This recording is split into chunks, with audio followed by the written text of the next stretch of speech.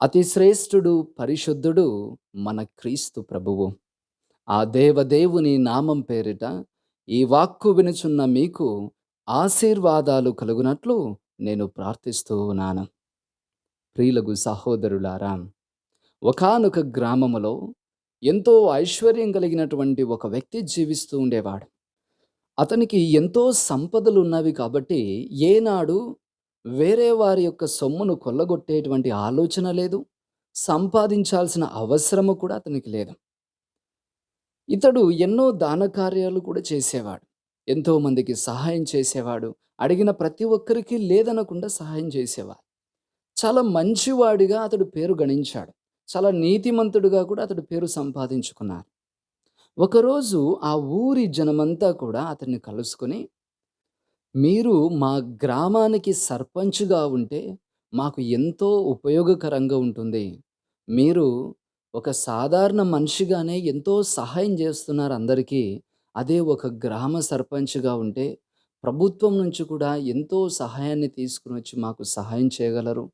మన గ్రామాన్ని అభివృద్ధి చేయడానికి ఒక నిజమైన నాయకులుగా మీరు మాత్రమే ఉండగలరు అని మేము ఆశిస్తూ ఉన్నాము. దయచేసి మీరు సర్పంచ్‌గా పోటీ చేయండి.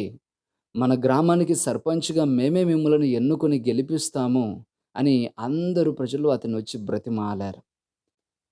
ఒక మంచి ఉద్దేశంతోనే వీరందరూ అడిగారనేటువంటి ఒక ఆలోచన చేస్తూ, కాస్త ఆలోచించి, చివరికి అందరి మేలు కోసమే కదా నేనుండేది. ఇంకా ఆ విధంగా ఒక నాయకునిగా అయితే ఇంకా ఎక్కువ మంచి పనులు చేసే అవకాశం ఉందని అతడు యోచిస్తాడు.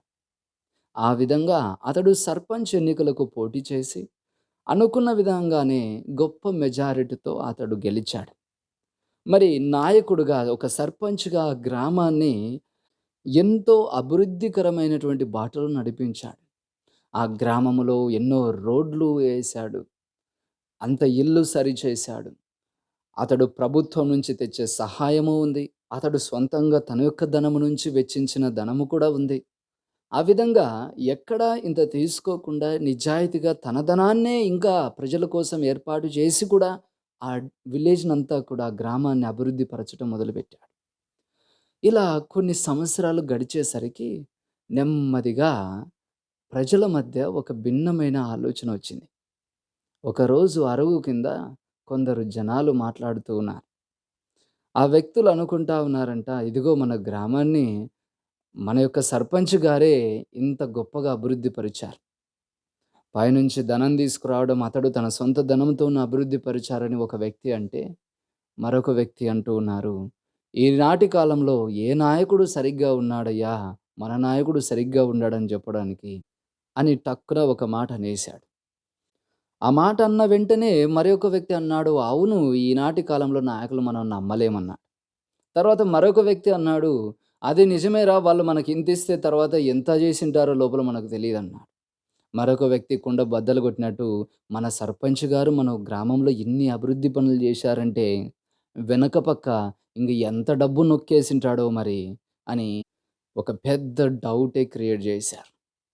ఇది ఆల్రెడీ వాళ్ళ మనసుల్లో ఎన్నో రోజుల నుంచి పాతుకుపోయింది. కానీ సడెన్‌గా ఒక చోట బయటకొచ్చింది. వాస్తవానికి ఆ వ్యక్తి, ఆ ధనవంతుడు ఎక్కడా అవినీతి కార్యాలు చేయలేదు. వాస్తవానికి పైన ప్రభుత్వాల నుంచి వచ్చినది, ఇంక తను సొంతంగా వేసే ఊరిని అభివృద్ధి పరచాలని ఒక నీతిమంతుడిగానే బ్రతికాడు ఆ విధంగా అతడు. కానీ మాటలు మాత్రము ఇలాగే వచ్చాయి. అతడు గూడా ఎంత చేశాడో బ్యాక్‌గ్రౌండ్‌లో, అందుకే మనకు ఇంత మన ముందు బిచ్చమేసినట్టు ఏశాడని చెప్పుకునే మాటలు మనం వింటా ఉంటాం. మరి అతడు నీతిమంతుడే గదా! నిజాయితీ పరుడే గదా! మరి ఎందుకు ఇవన్నీ? కేవలము డబ్బు. అతడు ఈ యొక్క ప్రజాధనాన్ని మేనేజ్ చేయాల్సినటువంటి ఒక బాధ్యత అతని మీద లేవనెత్తబడింది జూడండి. అక్కడనే అతడు నిందలకు అర్హుడయ్యాడు. అందుకే అంటారు, డబ్బుకు లోకం దాసోహం. మనందరికీ తెలుసండి, సూర్యుని చుట్టూ భూమి తిరుగుతా ఉంది. కానీ భూమి మీద మనుషులు మాత్రము డబ్బు చుట్టూ తిరుగుతా ఉంటారు. నిజమైన విజయవంత జీవితానికి డబ్బే అవసరం అనుకుంటారు. డబ్బు లేనిదే జీవితమే లేదన్నటువంటి వారు, డబ్బే సర్వస్వమని బ్రతికేటువంటి వారు, డబ్బు కోసం ఎంతైనా దిగజారి బ్రతికేవారు, డబ్బు కోసం ఎంతటి హీనకరమైన కార్యమైనా చేయడానికి యోచించేవారు ఎంతోమంది ఈ లోకంలో మనం చూడవచ్చు. ఈ డబ్బు మనల్ని చెడగొట్టడమే కాదు, మంచి వారిని కూడా చెడగొట్టేలాగా కూడా మార్చగలదు ప్రియులకు సహోదరులారా. ఈరోజు సువిశేషంలో ఒక వ్యక్తి గురించి ప్రభువు ఉపమాన రీతిగా చెబుతున్నాడు. ఆ వ్యక్తి తన యజమాని ఇంటిలో ఆర్థిక లావాదేవీలను చూస్తా ఉన్నాడంట. ఆ ఇంటికి సంబంధించినటువంటి ప్రతి ట్రాన్సాక్షన్, డబ్బుకు సంబంధించిన ప్రతి వివరాలు లెక్కలు వేసేటువంటి ఒక వ్యక్తి అతడు. ఆర్థిక పరమైనటువంటి పనులన్నీ చేసి పెట్టగలిగేటువంటి ఒక గృహ నిర్వాహకుడిగా ఉన్నాడు. ఆ ఇంటిలో ప్రతి వస్తువు కూడా అతడు నిర్ణయం ప్రకారంగా ఉపయోగించబడుతుంది. అది డబ్బు, వస్తువులు ఏదైనా కూడా. అంతటి అధికారం కలిగినటువంటి ఒక గృహ నిర్వాహకుడు తన యజమాని దగ్గర పనిచేస్తా ఉన్నాడంట. అసలు విషయం ఏమవుతూ ఉన్నదో తెలుసా? అతడు తన యజమాని సంపదను వృధా చేయుచున్నాడని అతని పైన నేరం మోపబడిందంట. ఇప్పుడు ఆ యజమాని ఈ గృహ నిర్వాహకుడిని ఆ ఉద్యోగం నుంచి తీసివేయాలని నిర్ణయం చేస్తా ఉన్నాడు. ఇక్కడ గమనించాలి ప్రియులకు సహోదరులారా. సాధారణంగా ఇక్కడ ఉండేటువంటి గృహ నిర్వాహకుడు ఒక అవినీతిపరుడని భావించి అతడు ఏ విధంగా ప్రవర్తించాడు అనేటువంటి రీతిలో ఇప్పటి వరకు మీరు సహజంగానే ఈ యొక్క ప్రసంగాలన్నీ విని ఉంటారు. కానీ ఈరోజు ఒక భిన్నమైనటువంటి కోణంలో నేను మీకు ఈ యొక్క వాక్య సందేశాన్ని వివరించబోతున్నాను. నిజంగా ఆ వ్యక్తి యొక్క వ్యక్తిత్వం ఎలాంటిదో మనం తెలుసుకోవడానికి ప్రయత్నం చేద్దాం. అతడు నిజంగా అవినీతిపరుడా? లేదా నీతిపరుడా? అతడు ఏ వయస్సు చెందినటువంటి వ్యక్తి? అతని ప్రవర్తన ఎలా ఉందో కొన్ని విషయాలు మనము అర్థం చేసుకోవడానికి ప్రయత్నిస్తూ ఈ వాక్య సందేశాన్ని వివరించుకుందాం. వాక్కు చెబుతుంది అండి. లూకా శుభవార్త 16వ అధ్యాయము మొదటి వచనము. యేసు తన శిష్యులతో ఇట్లు చెప్పెను. ఒక ధనవంతుని వద్ద గృహ నిర్వాహకుడు ఒకడు ఉండెను. అతడు యజమాని సంపదను వృధా చేయుచున్నాడని అతనిపై నేరము మోపబడెను. ఇక్కడ గమనించండి. అతని మీద నేరము మోపబడింది. వాస్తవానికి అక్కడ యజమాని అతడు తప్పు చేస్తూ ఉండి పట్టుకోలేదు. అతని మీద నేరం మోపారు. అంటే అదొక అభియోగం. అతడు ఇంగా నేరం చేశాడని నిర్ధారించబడలేదు. అతని తోడివారో లేదా అతడంటే గిట్టనటువంటి వారు ఎవరో ఇతని మీద నేరం మోపారు. కాబట్టి ఇది కేవలము ఒక అభియోగం మాత్రమే. నేరం చేశాడు అని ఒకరొచ్చి కంప్లెయింట్ ఫిర్యాదు చేశారంతే. కానీ అది నిజమా కాదా అని తేల్చుకోవాలంటే పరిశీలించాలి. అందుకే యజమానుడు నీ లెక్కలన్నీ అప్పగించు. నీ నేర నిర్ధారణ చేయడం కోసమే అతడు అడుగుతున్నాడు. నీ లెక్కలన్నీ అప్పగించు. నీవు ఏ విధంగా ఇవన్నీ చేశావు? అందులో ఉండేటువంటి లోపాలన్నీ బయటపడినప్పుడు నువ్వు నిజమైనటువంటి దోషివవుతావు. కాబట్టి ఇంగా అతడు ఒక దోషి అని తేలబడలేదు. అలా అని నిర్దోషని తేలబడలేదు. కాకపోతే అతని మీద అభియోగమైతే మోపబడింది. ఇప్పుడు అతని నేర నిర్ధారణ కోసము లెక్కలు అప్పగించాల్సినటువంటి సమయం అది. కాబట్టి మొట్టమొదటి అంశము అతని మీద నేరం మోపబడింది. కాకపోతే నేరము ఇంకా నిర్ధారణ అవ్వలేదు. ఇది కేవలము అభియోగం మాత్రమే.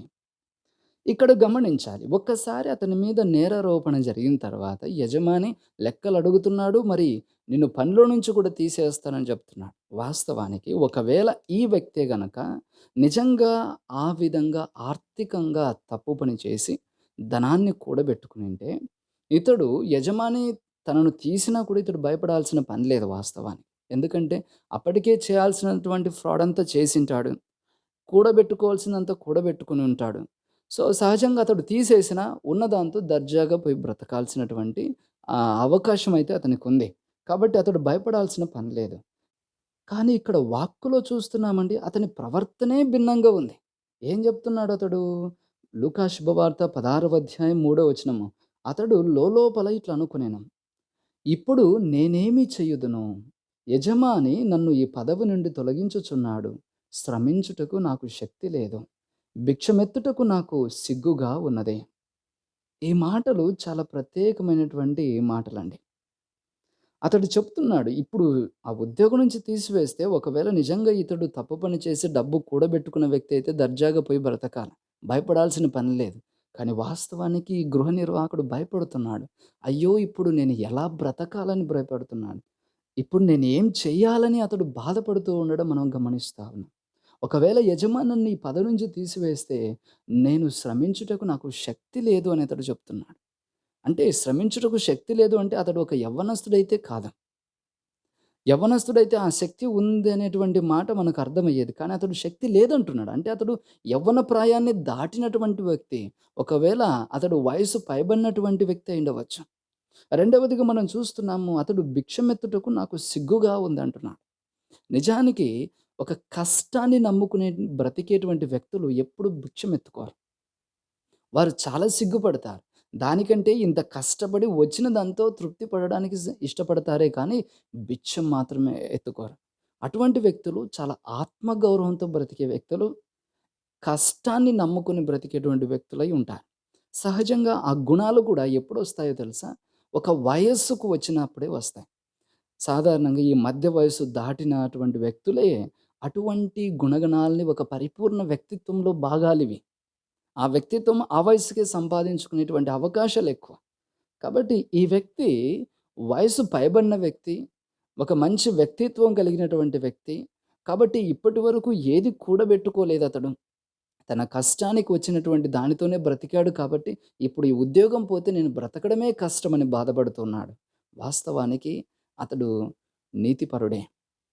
ఆ యజమాని ధనాన్ని ఎప్పుడు దుబారగా ఉపయోగించలేదు, వ్యర్థపరచలేదు, ఫ్రాడ్ కూడా అతడు చేయలేదని మనకర్థమవుతుంది. ఒకవేళ అతడు అటువంటి ఆలోచన గనక ఒకవేళ అతనికున్నట్లయితే, కనీసం ఇప్పుడు ఉద్యోగం నుంచి తీసివేస్తారనేటువంటి సమయంలోనైనా, అతడు ఒక తప్పుడు వ్యక్తిగా మారినట్లయితే, కనీసం చివరిగా అయినా కూడా రకరకాల తప్పు లెక్కలు రాసి, సాధ్యమైనంత దోచుకొని పోదామనేటువంటి ఆలోచనన ఉండేవాడు. తను ఇంకా కొంచెం మిగిలిచ్చుకొని వెళ్ళిపోవాలి ఇక్కడి నుంచి అనేటువంటి ఆలోచనను కనబరిచేవాడు. కానీ అతడు అలా చేయడం లేదండి. అతడు ఏం చేస్తున్నాడు చూడండి, వాక్యం ఎంత చక్కగా చెప్తుంది. లూకా శుభవార్త 16వ అధ్యాయం 4వ వచనము. గృహ నిర్వాహకత్వం నుండి తొలగింపబడినప్పుడు అందరి వలన ఆశ్రయం పొందుటకు నేనిట్లు చేసేదను. యజమాని రుణస్తులందరిని కూడా ఒక్కొక్కరిగా పిలిచి, వారు వారికున్నటువంటి రుణం నుంచి ఇంకా ఇంత తగ్గించి పరులకు మేలు చేస్తూ ఉండడం మనం చూస్తున్నాం. ఇతరులకు మేలు చేస్తున్నాడు. అంటే అతడు తన కోసమని మిగిల్చుకోవడానికి ప్రయాసపడడం లేదు. ఇతరులకే మేలు చేస్తున్నాడు. ఎందుకంటే అక్కడైనా మన్నన పొందాలా? అక్కడైనా మర్యాదగా బ్రతకాలా? అంటే ఒక మర్యాదతో బ్రతకాలనేటువంటి ఆలోచనతో జీవించిన వ్యక్తి. నిజానికి అతడు ఒక పరువు గల మనిషి అని మనం చెప్పుకోవచ్చు మన భాషలో. ఒక పరువు కలిగి బ్రతుకుతున్నాడతడు. కాబట్టి అతడు ఒక నీతిపరుడైనటువంటి వ్యక్తిగా మనం అర్థం చేసుకోవాలి ప్రియులకు సహోదరులారా.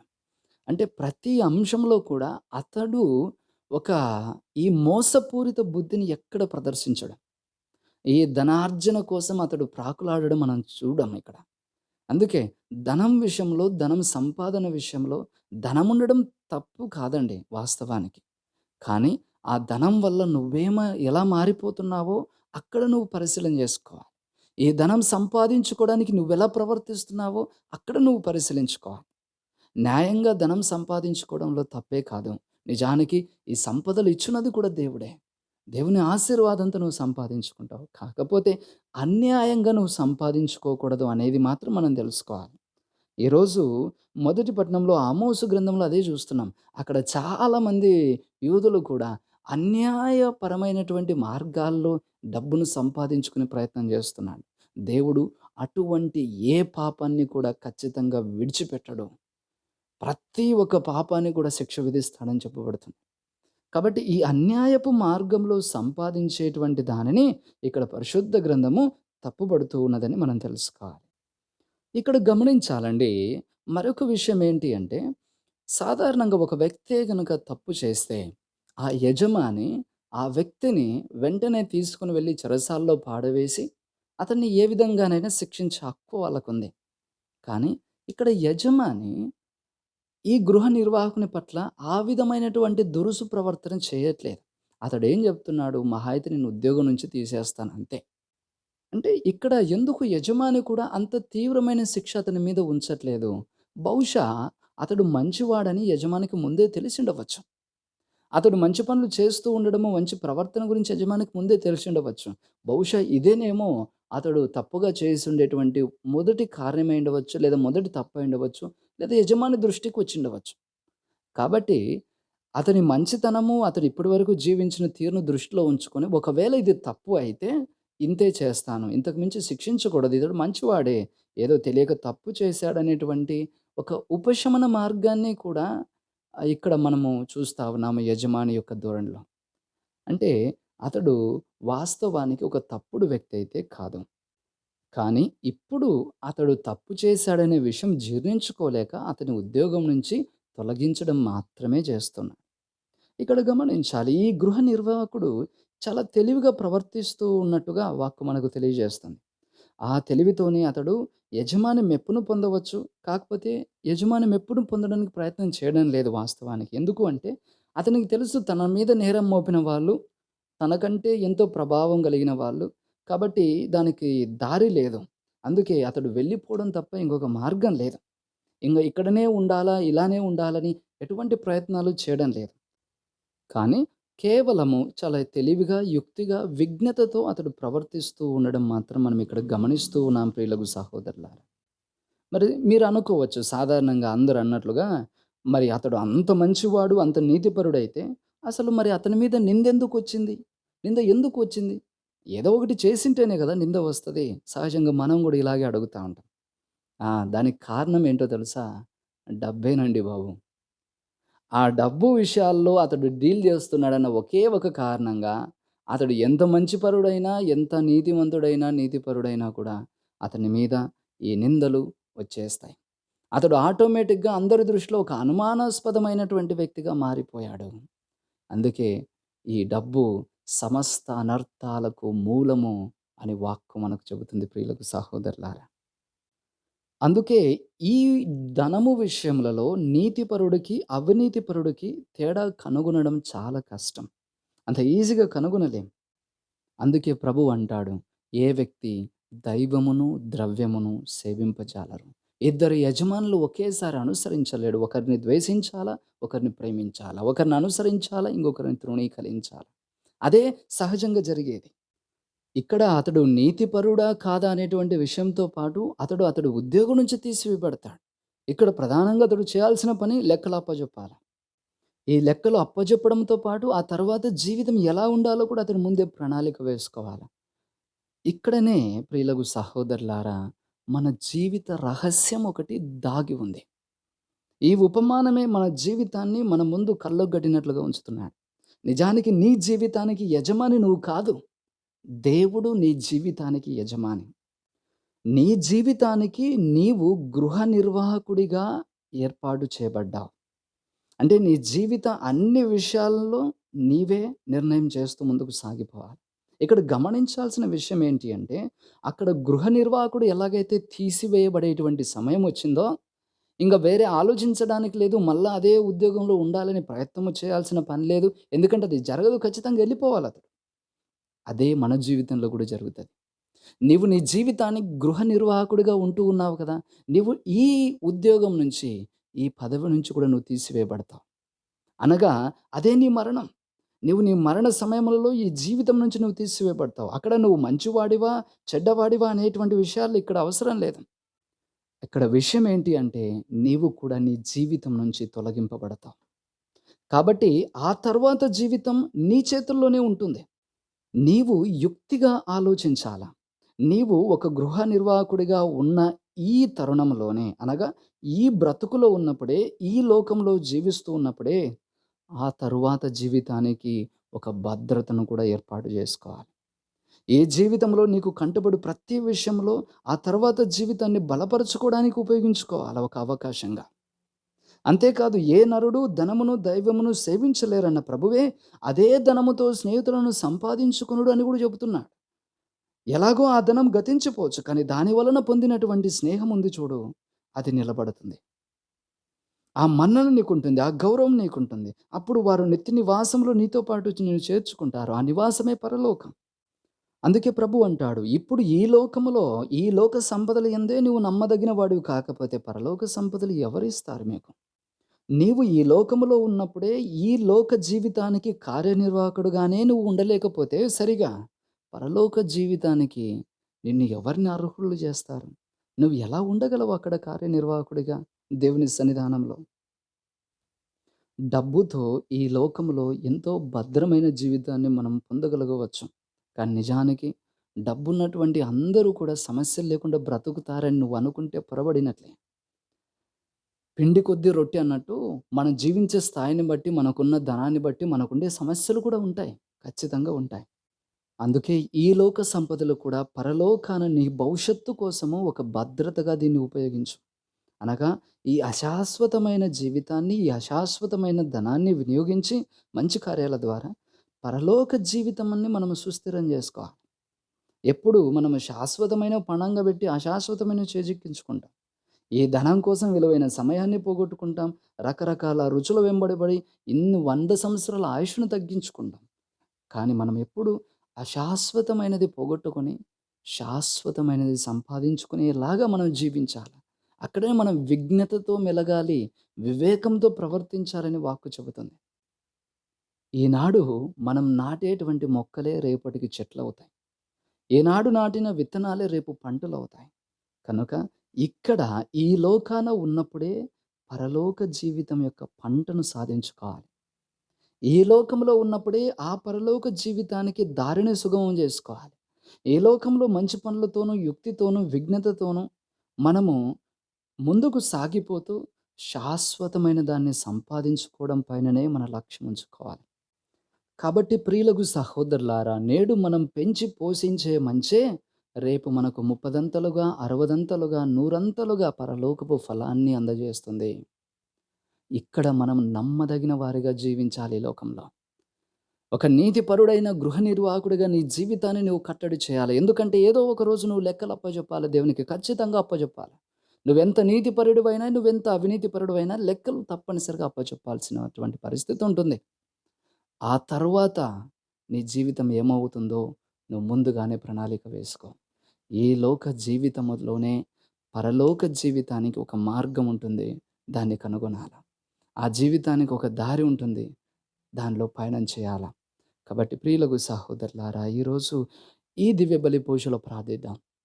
దేవుని యొక్క గొప్ప కృపతో మనము కూడా ఈ జీవితానికి ఒక నీతిపరుడైన గృహ నిర్వాహకుడిగా మన బాధ్యతను అప్పజెపుతూ, మన లెక్కలన్నీ సరైన విధంగా దేవునికి అప్పజెప్పే సమయంలో నీతిపరులుగా ఎంచబడాలని, పరలోక జీవితానికి వారసులుగా మనమందరము కావింపబడాలని మీ అందరి కోసం ప్రార్థిస్తూ ఉన్నాను.